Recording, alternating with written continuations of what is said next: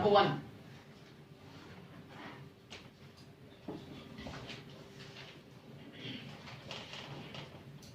पाकिस्तान और रशिया का जो बैलेंस्ड रिलेशनशिप था, it was being started in bilateral relationship, it was started in 1948.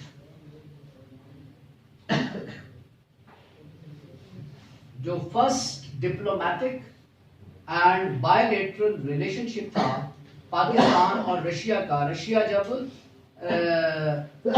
Russian federation था, Soviet union था, तो उस वक्त जो है वो पाकिस्तान और उसका जो रिलेशनशिप बिल्ड हुआ पहली दफा, वो दैट वाज इन 1948.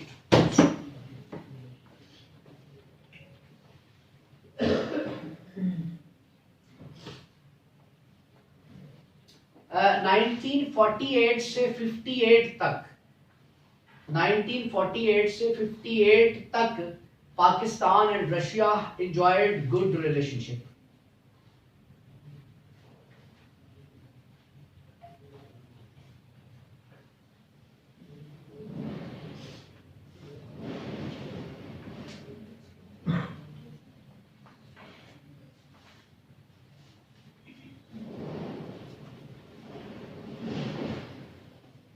बट 1958 के बाद पाकिस्तान और रशिया का रिलेशनशिप जो है ये कोल्ड होना स्टार्ट हो गया था. After 1958 the relationship between Pakistan and Russia was started to cold.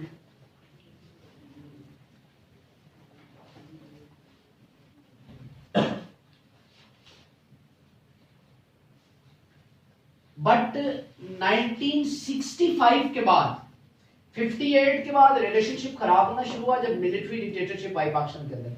65 के बाद अगेन रिलेशनशिप थोड़ा सा बेहतर होना शुरू हुआ जब जंग हुई पाकिस्तान और इंडिया की.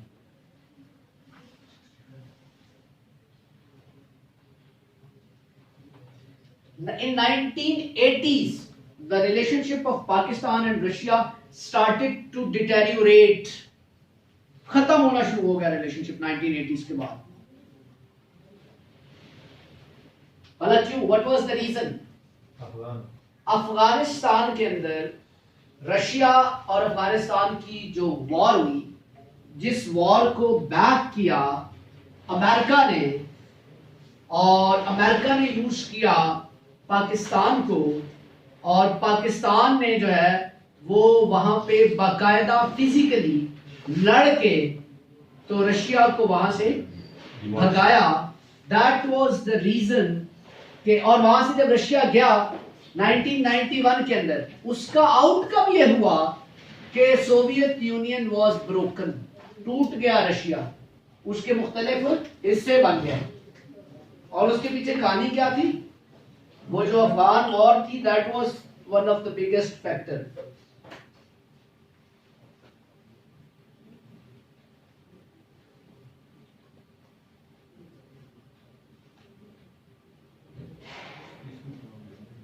और अफगानिस्तान और रशिया की जंग का प्रॉब्लम क्या था?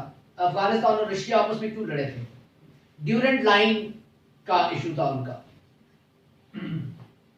ये साथ साथ लिखते रहे.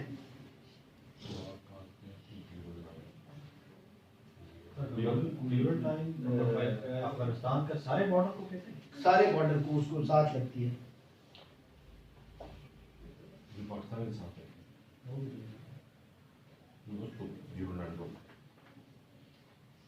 1980 के अंदर समर ओलंपिक्स हुए थे 80 के अंदर मॉस्को के अंदर, और पाकिस्तान ने उसमें जाने से इनकार कर दिया था, क्योंकि पाकिस्तान और अमेरिका जो है वो जिसे कहते हैं ना एक पेज पे होना, तो वो एक पेज पे पाकिस्तान और अमेरिका थे.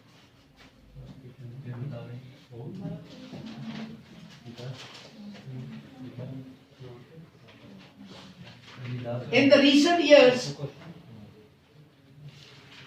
ties between Russia and Pakistan have warmed as a countermeasure to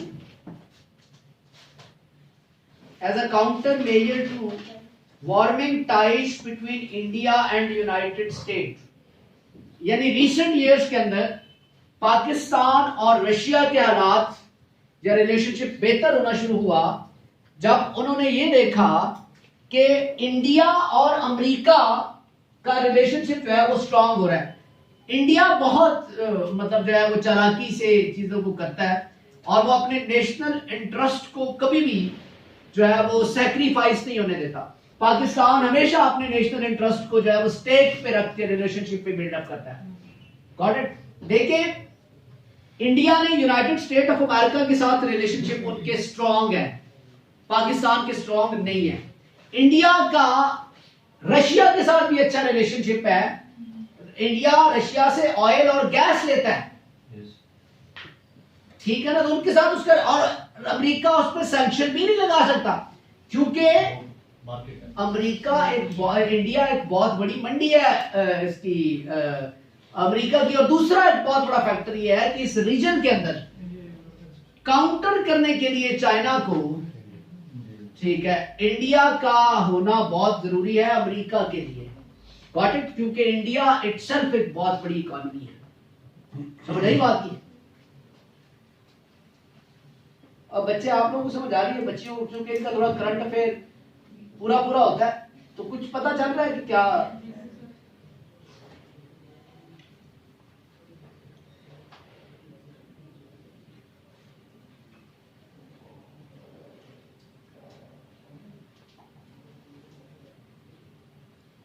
और पाकिस्तान ने रशिया को वार्म वाटर तक एक्सेस दी है in the documents. Gwadar port तक जिसे कहते हैं ना, गवादर पोर्ट तक जो है वो एक्सेस दी है पाकिस्तान ने रशिया को। It's an achievement for Russia. लेकिन पाकिस्तान ने इसके एवज रशिया से क्या लिया है ये ना आपको पता है ना मुझे पता है। Got it? ये एक बायलैटरल ट्रेड का मामला है। पाकिस्तानी हमेशा जो है वो जो भी काम पाकिस्तानी पॉलिसी मेकर्स करते हैं, ये आपने पेपर में नहीं लिखना, वो नेशनल इंटरेस्ट को सामने रख के नहीं करते, वो अपने पर्सनल इंटरेस्ट को सामने रख के करते हैं। वो अपने पर्सनल इंटरेस्ट को सामने रख के करते हैं। बिल गेट्स ने एक प्लान दिया पाकिस्तान को, मैं पाकिस्तान के अंदर अपने ऑपरेशन स्टार्ट करना चाहता हूँ। प्लान दिया तो यहाँ के जो टॉप एलीट लोग थे जिन्होंने उसके साथ कम्युनिकेशन की, नामजद किया गया, रियासत ने उनको कम्युनिकेट करें। उसने कहा कि हमें क्या फायदा होगा। जब उन लोगों ने बिल गेट्स से कहा, ये ऑन रिकॉर्ड बात है कि आप यहाँ पे आएंगे, मुल्क के लिए आएंगे, हमें क्या फायदा होगा। उसने जो है उसके बाद इनके साथ मीटिंग तक करने से इनकार कर दिया गवर्नमेंट ऑफ पाकिस्तान के साथ। This is what we are as a nation, मुझे क्या फायदा होगा। Got it?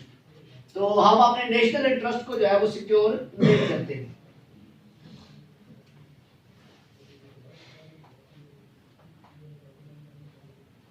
और लेटेस्ट जो है वो पाकिस्तान और रशिया के बीच में ऑयल डील है, जो रशिया चाहता है कि हो, और पाकिस्तान जो है वो बहुत कंफ्यूज है, जिस पे आज हमने बात भी करनी है कि ऑयल डील है क्या है। ये बेसिक जो पॉइंट्स थे इनके रिलेशनशिप के, पाकिस्तान हिस्टोरिकली मैंने आपको बताया तरतीब वाइज कि किस किस तरह से रहे, ठीक है। उसमें अगर आप आगे चलें, ट्रेड कोऑपरेशन क्या है पाकिस्तान और रशिया के बीच में बायलैटरल ट्रेड जो है वो इंक्रीज हुआ है। पाकिस्तान और रशिया के बीच में बायलैटरल ट्रेड जो है वो काफी अर्से से इंक्रीज हुआ है। पाकिस्तान की जो मेजर एक्सपोर्ट्स है ना रशिया के लिए, वो कौन सी हैं, यानी पाकिस्तान कौन सी ऐसी चीजें हैं जो रशिया भेजता है और रशिया से कौन सी चीजें मंगवाता है। पाकिस्तान जो चीजें भेजता है, एक्सपोर्ट करता है, उसके अंदर cotton, textile, leather, fabrics, rice, fruits, surgical और स्पोर्ट्स आइटम्स। बायलैटरल ट्रेड की हम बात कर रहे हैं ना पाकिस्तान और रशिया के बीच में। पाकिस्तान जो चीजें एक्सपोर्ट करता है रशिया को, वो कौन कौन सी हैं, जिसके अंदर मैंने आपको कहा कि कॉटन है, टेक्सटाइल है, लेदर है, फैब्रिक है, राइस है, फ्रूट्स है, सर्जिकल और स्पोर्ट्स आइटम्स हैं। और जो पाकिस्तान इंपोर्ट करता है वहां से, रशिया से, अब ये चीजें आपको पता होनी चाहिए कि पाकिस्तान की इंपोर्ट क्या है वहां से, एक्सपोर्ट क्या है? जो चीजें इंपोर्ट करता है पाकिस्तान वहां से, उसके अंदर जो है वो फर्टिलाइजर्स, ये खाद्य वगैरह, केमिकल एलिमेंट्स, रबड़, टायर, ट्यूब्स, पेपर, लोहा, स्टील और मशीनरी वगैरह, ये सारी चीजें पाकिस्तान कहां से लाता है? मोस्टली रशिया से इंपोर्ट करता है। तो इसका मतलब है कि बायलैटरल ट्रेड तो है, पाकिस्तान एक्सपोर्ट भी करता है और पाकिस्तान जो है वो इंपोर्ट भी करता है वहां से। हाँ जी, आप वीट पे आ जाए, उसमें आप आगे चलते हैं, वीट पे भी आपको बताते हैं। पाकिस्तान और रशिया के बीच में एक कमीशन बना हुआ है जिसका नाम है governmental commission on trade economic, जिसका नाम है IGC, inter government commission. Pakistan और रशिया के बीच में बायलैटरल ट्रेड के ऊपर एक कमीशन बना हुआ है जिसका नाम है आईजीसी, इंटर गवर्नमेंटल कमीशन। ये बना हुआ है trade, economic, scientific, technical cooperation के लिए। ये कमीशन किस लिए बना हुआ है? ट्रेड के लिए, इकोनॉमिक के लिए और टेक्नोलॉजी के कोऑपरेशन के लिए। जैसे बड़ी बड़ी ऑर्गेनाइजेशंस नहीं बनी होती, जैसे ओआईसी है, एससीओ है, आसियान है, तो इनके ऑब्जेक्टिव्स क्या है? कोऑपरेशन। तो ये जो कमीशन बना हुआ पाकिस्तान और रशिया के बीच में, इंटर गवर्नमेंट कमीशन, ये भी ट्रेड और कोऑपरेशन, ट्रेड में कोऑपरेशन, टेक्नोलॉजी के अंदर कोऑपरेशन, इकोनॉमी के अंदर कोऑपरेशन, इसके ऊपर जो है वो बना हुआ है। ठीक है, इसका नाम क्या है? आईजीसी।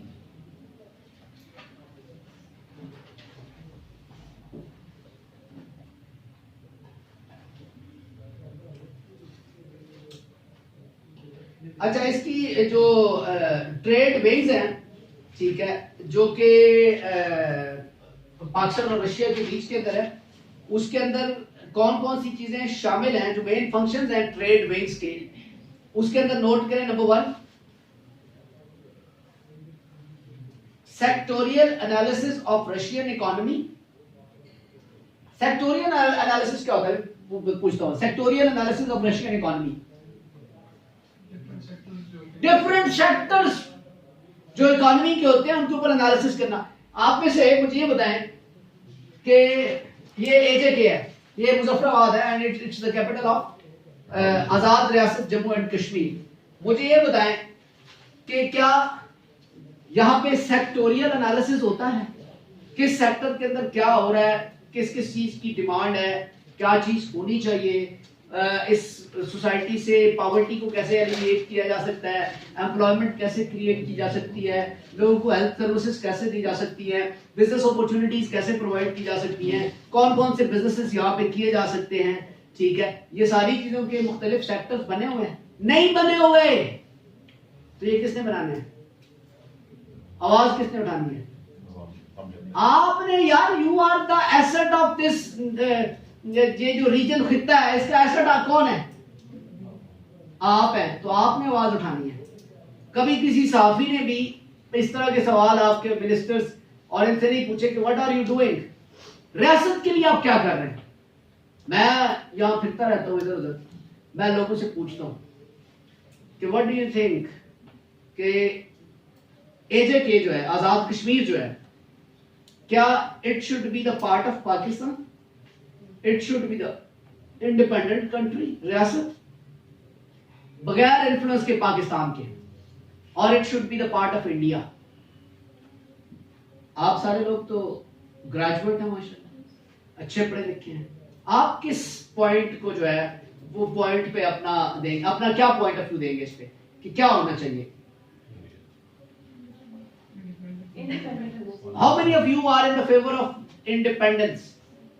हर तरह के इन्फ्लुएंस से आजाद एक कंट्री। सर इंडिपेंडेंट के लिए है तो सही, लेकिन सर मुझे लगता नहीं है कि कश्मीर इंडिपेंडेंट रह सकेगा, क्योंकि हमें अपनी ट्रेड के लिए कोई ना कोई, जैसे कहते हैं ना, समुद्र होना चाहिए, वो हमारे पास है नहीं। हम लोग किसी न किसी के थ्रू हम लोग ट्रेड करेंगे, किसी कंट्री के थ्रू, क्योंकि हम लोग बीच में आ जाते हैं, दरमियान में आ जाते हैं। नहीं, दुनिया के बहुत सारे ममालिक ऐसे हैं जहाँ पे समझदार नहीं है। How many of you are in the favor that Kashmir must be the permanent part of Pakistan. It should be the province of Pakistan.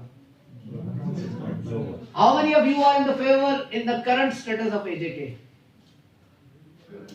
How many? अच्छा बाकी रह गए वो जो इंडिया वाला रह गया। Why? नहीं सर, लोगों को सवाल नहीं समझ आया आपका सर।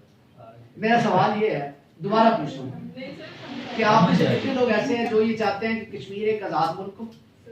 कितने लोग ऐसे हैं जो ये चाहते हैं कि कश्मीर इंडिया का हिस्सा हो? और कितने लोग हैं जो ये चाहते हैं कि कश्मीर पाकिस्तान का हिस्सा हो? और कितने लोग हैं जो ये चाहते हैं कि कश्मीर इसी तरह से रहे जैसा है? अभी तो पूछे कितने लोग चाहते हैं अमेरिका का हिस्सा। नहीं उसको छोड़ दो ना, वो अमेरिका का हिस्सा छोड़ो। जी आप मुझे बताएं। सर पुराने बाबे अभी कहते हैं अंग्रेज़ों नाल साथे खुश सा। वो ठीक कहते हैं। वो असल में ना, अच्छा आपने मुझे जवाब नहीं दिया। ये मेरी तरह एक मेरा एक सर्वे है सर कि हो सकता है कि आई हैव, हो सकता है कि in a couple of days I will be having a meeting with your prime minister and मैंने उनका कुछ शायद इंटरव्यू करना हो, कोई इस तरह की चीज करनी हो, तो I need some quality kind of questions to raise and to ask that your educated तबका इज थिंकिंग लाइक दिस। मैं तो राइटर हूँ, मैं तो मतलब जो है वो, मुझे आप सच्ची बात बता सकते हैं उस्ताद के अलावा भी। मैं एक राइटर हूँ, मुझे आप सच्ची बात, दिल की बात बताएं। सर मैं अपना जवाब दे देता हूँ। सर एक तो ये कि मैं ये समझता हूँ कि बहुत से लोगों की इस पे सिर्फ एक जज्बाती सी ओपिनियन है कि आज़ाद होना चाहिए या पाकिस्तान के साथ। मैं पूछता रहता हूँ बस जज्बात, जब उनसे पूछ लें वाई टेक्निकली कोई आंसर नहीं दे सकता, और मेरा खुद भी इस पर नॉलेज बहुत ज़्यादा नहीं, सीधी सी बात। तो मैं ये कहूँ कि पाकिस्तान के साथ होना चाहिए तो ठीक है, एक अंडरस्टैंडिंग तो ज़रूर बनती है कि Pakistan is already a nuclear state, सी के साथ अटैच होता है। अगर ये कश्मीर अलग होता है, ये लैंड लॉक कंट्री बन हाँ लैंड लॉक हो गई, ठीक है ना। तो इस तरह की कुछ डायनेमिक्स हैं जिसमें ये भी नज़र आता है कि पाकिस्तान के साथ हो तो ज़्यादा बेहतर है, आज़ाद होगा। और दूसरी बात ये कि जैसे लोग उत्थे लाहौर दे उसी इतने थे, तो ये आज़ाद होके भी इन्होंने कौन सा कुछ कर लेना है, ऐसी करप्शन यही कुछ लेना था कुछ। अच्छा you don't want to change the system, you don't want to change the system, मुझे नहीं लगता चेंज कैसे होगा। इसका मतलब you don't want to change yourself, if you want to change yourself the system will be changed। obvious सी बात है कि ये यूथ ही है जिससे अगर इसको पॉजिटिव तालीम दी जाए सही तरीके से जनरली व्हाट इज। अच्छा अक्सर लोग पूछते हैं तालीम सर आप में, आप what are the two objectives, two basic objectives of तालीम? क्या दो ऑब्जेक्टिव्स होते हैं तालीम के, फंडामेंटल ऑब्जेक्टिव्स? एक शऊर और knowledge, awareness knowledge. Anyone else from ladies? सच और झूठ में फर्क करना। शॉर्ट तालीम, You are empowered. empowered। वकील साहब तालीम के दो मकासद दसो। मैं आपको प्रैक्टिकल बात बताऊंगा, I will not make any kind of कहानी, शऊर, नॉलेज, इल्म, वो हो गया ये हो गया, नो प्रैक्टिकल बात sir. The first objective of the education is, if you are educated and now you are not using education to earn money properly, you are not educated। अगर आपको तालीम से, प्रैक्टिकल बात सर, पैसा कमाना नहीं आता तो आपकी तालीम ऐसे ही है जैसे, मतलब क्या वो उसका मैं क्या इस्तेमाल आपको बताऊं। द सेकेंड ऑब्जेक्टिव ऑफ तालीम इज, तालीम वो चीज है जो आपके अंदर टेम्परामेंट लेके आती है, चैलेंजेस को फेस करने के, मुख्तलिफ सिचुएशंस के अंदर फेस करना और सक्सेसफुली निकल जाना, वो आपको होता है क्योंकि आप एक प्रॉपर एग्जामिनेशन और इन चीजों से फिल्टर होके आते हैं। ठीक हो गया? तो अगर ये दो मकासद बाकी रह गया, शऊर, my father haven't gone in school in his life. मेरी ना कभी अब्बा जी स्कूल गए थे, उन्होंने स्कूल का मुंह ही नहीं देखा, और वालदा ने भी कभी नहीं देखा। वालदा मेरी नहीं है, 2012 में फौत हो गई। उन दोनों ने कोई स्कूल नहीं देखा। My father is one of the most sensible person of our band। ये जो जिरगे होते हैं छोटे मोटे, ठीक है, उनका फैसले करना, ऐसी दानिशमंदी की बातें हमें बताते हैं, उनके पास बैठे हैं, पुरानी बातें करते हैं, दानिशमंदाना बातें करते हैं, मशवरा मांगे तो मैं हैरान हो जाता हूँ कि यार ये जो मेरे वालिद साहब अभी बात कर रहे हैं, इस पे हम 4 घंटे उधर बहस करते रहे, हमें कुछ समझ नहीं आ रही थी, और उन्होंने 1 मिनट के अंदर हमें ये बात समझा दिया। तो शऊर और तालीम, फिर शऊर तो ना वो तालीम के साथ तो आप उसको अटैच ना करें ना। दो चीजें जो मैंने आपको प्रैक्टिकली बताई है ना, ये आपका भी फोकस पॉइंट होना चाहिए।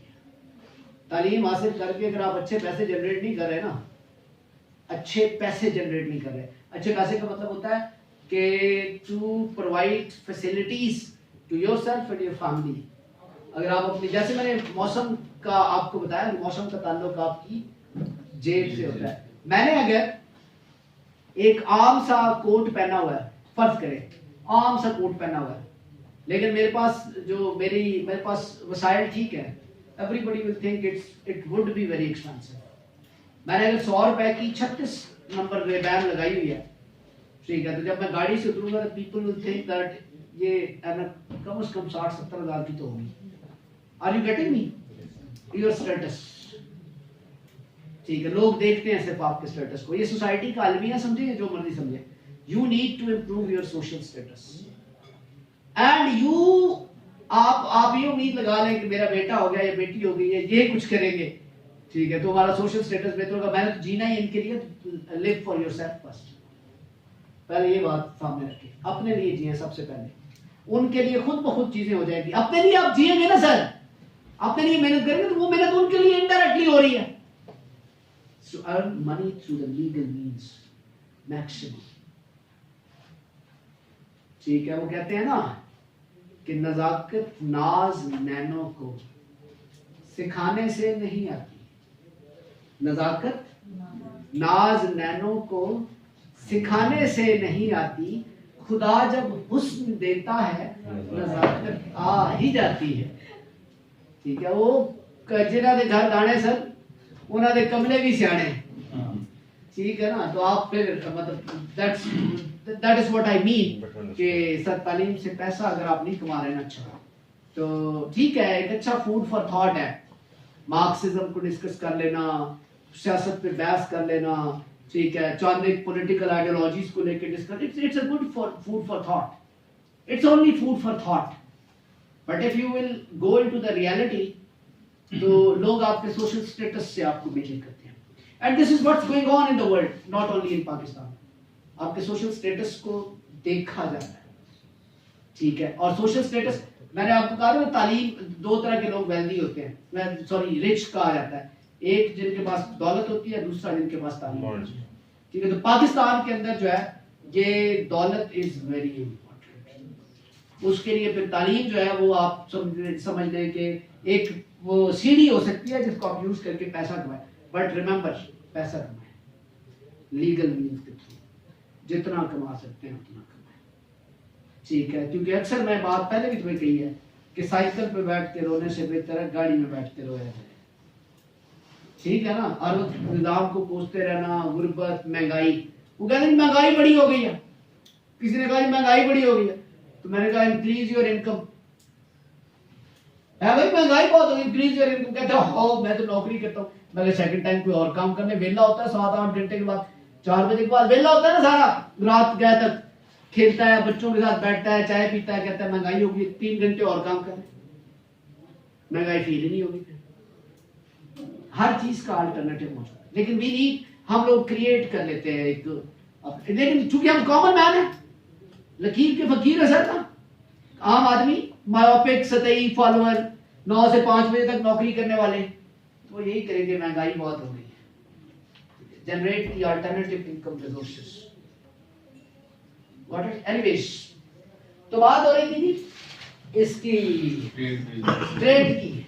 सेक्टर जो रशियन सेक्टर्स हैं जो इकोनॉमी के, ये बंद कर दे यार, उनको आप जो है वो उनका एनालिसिस करें, और डायलॉग जो है उनका, ट्रेड विंग के फंक्शंस बता रहा हूं आपको, जो ट्रेड विंग है जो पाकिस्तान और रशिया के बीच में है, कि ये एनालिसिस करता है दोनों कंट्रीज की सेक्टोरल इकोनॉमी को। फिर ये क्या करता है कि ये डायलॉग, जिस टाइम पे जिस तरह का डायलॉग करवाना हो दोनों कंट्रीज के बीच में, वो होता है। फैसिलिटेशन दी जाती है बिजनेसमैन को, जो रशिया जाता है उनको फैसिलिटेट करना, मुख्तलिफ इवेंट्स को ऑर्गेनाइज करवाना, पाकिस्तानी प्रोडक्ट्स की एग्जीबिशंस जो है वो रशिया के अंदर करवाना। अभी a few months back one of my friend went to Russia, उसकी एक फैक्ट्री है तो उसने वो बनाते हैं, ये नहीं होती है शीट्स, बेड शीट्स, तो उसकी एग्जीबिशन को वहाँ गया हुआ था। तो ये रशियन गवर्नमेंट उसको सपोर्ट करती है।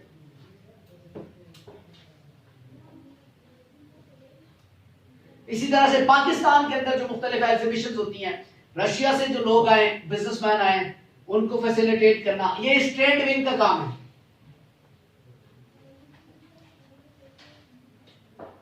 Informing, sharing regarding business activities, tax regulations, investment opportunities in both countries. For example, आप रशिया को कहते हैं नहीं, पाकिस्तान के अंदर आप इस तरह की इन्वेस्टमेंट कर सकते हैं, ठीक है, लेकिन सिस्टम अगर आपका ट्रांसपेरेंट हो तो अन्य वहां इन्वेस्टमेंट आती है। फॉरेन डायरेक्ट इन्वेस्टमेंट समझते हैं आप क्या होती है? Foreign direct investment, do you know what is foreign add? How many of you think that foreign aid, what is the ultimate objective of foreign aid? Foreign aid होती क्या है और इसका मकसद क्या होता है? कुछ तो अपना कल्चर इनकॉर्पोरेट कर देते हैं। और फॉरेन एड क्या होती है? सर आप बताएं फॉरेन एड क्या होती है? किसी भी कंट्री को क्राइसिस से निकालने के लिए अगर कोई एड दी जाए, फॉरेन एड हो जी, आपको ये लगता है कि क्राइसिस से निकालने के लिए फॉरेन एड होती है? डेवलपमेंट के लिए नहीं, Membership. the ultimate objective of the foreign aid is किसी कंट्री को फॉरेन एड इसलिए दी जाती है कि वो जैसा है वैसा रहे। ये तो sir I have other view नहीं, I have written an article on it, मेरे अखबार वाले लिंक पे जाइएगा, पढ़िएगा, मैं इस पे मैंने पढ़ा है फॉरेन एड असल में है क्या चीज। फॉरेन एड जिन कंट्रीज को भी फॉरेन एड दी जाती है, मास वाइड कैलामिटीज के, बहुत मिजरेबल हालात हो जाए कि जैसे अर्थक्वेक हो गया, अदरवाइज फॉरेन एड देने का मतलब ये चीज होता है to make them enslave and to make them dependent. और फॉरेन एड जो कंट्रीज भी लेते हैं इस तरह से, वो कभी भी अपने पैरों पे खड़ा नहीं हो सकते। एक चीज फर्ज करें सर, मैं आपसे लेके खाना शुरू कर दूं तो मैं हर हो जाऊंगा ना, हौली हौली मुझे लगेगा यार मुझे इधर से मिल जाने हैं पैसे, मुझे क्या जरूरत पड़ी है जलील होने की। Sir same as it is internationally world भी इसी तरह से जो है वो अपने आप को प्रेजेंट कर रही है। लेकिन सर इसकी कुछ एग्जांपल, फॉर एग्जांपल जापान है, हाँ, जापान की एग्जांपल दी जाती है कि 80s में 70s में उसने फॉरेन एड ली और फिर इंडस्ट्री लगाई। देखिए फॉरेन एड, जब आपने इंडस्ट्री, आपकी फॉरेन एड होती क्या है, किस लिए आती है? आमतौर पे आपकी फॉरेन एड आती है जी बच्चों को स्कॉलरशिप दे दें। फॉरेन एड आपकी बच्चों को स्कॉलरशिप दे दें, तालीम को बेहतर करें, स्किल्ड वर्कर्स प्रोड्यूस करें, उसके लिए आपकी फॉरेन एड आती है। फॉरेन एड हमारे यहाँ कभी भी आमतौर पर डेवलपिंग कंट्रीज को फॉरेन एड इसलिए नहीं मिलती कि वो अपने आप को डेवलप करें, और वो बहुत ही सियाने मुल्क होंगे जिनको फॉरेन एड मिले। जैसे मैं आपसे पैसे लूं, बजाय इसके कि मैं उनको 4 दिन में खा जाऊं, मैं एक रेडी लगा लूं कि यार ये मुझे मदद मिली है, इससे मैं रेडी, लेकिन जो तुमने मदद की है ना मुझे, तुम्हारा ऑब्जेक्टिव ये था कि इसकी मदद हो रही है, ये खा जाएगा, इसको फिर जरूरत पड़ी, और मैंने लगा ली रेडी। अब रेडी की मेरी चलनी शुरू हो गई। वो कहते हैं ना जापान बड़ी एक मैकेनिकल कौम है, तो जापानी कहते हैं कि तुमने बदला कैसे लिया है अमेरिका से, अमेरिका ने तुम्हारा हिरोशिमा नागासाकी खत्म कर दिए थे, तुम लड़े नहीं, तुम तो बड़े कमजोर हो। तो उसने कहा था कि व्हाइट हाउस देखा हुआ? उसने कहा जी। उसने कहा वहां जो घड़ी लगी हुई है ना, जो टाइम बताती है, उसके ऊपर लिखा हुआ है मेड इन जापान। यही हमारी सक्सेस है। हमें तो बर्बाद कर दिया ना, लेकिन आज घड़ी जो वहां लगी हुई है, दुनिया के अंदर आज भी सबसे अच्छी चीजें, गाड़ियों के लिए सबसे बेहतरीन कंट्री जर्मनी है, और दुनिया की 2 बेहतरीन कारें हैं। कौन कौन सी? Mercedes and BMW, and I love Mercedes. मैं अभी ले नहीं सकता, लेकिन मैंने जरूर लेनी है।